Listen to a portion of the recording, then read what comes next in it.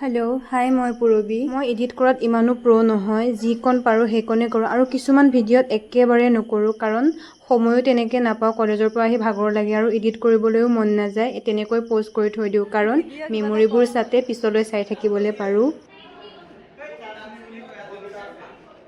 কি গছ আনিছ তই? দালচিনি তেজপাত বুলি ভাবি আছে চা। দালচিনি গছ।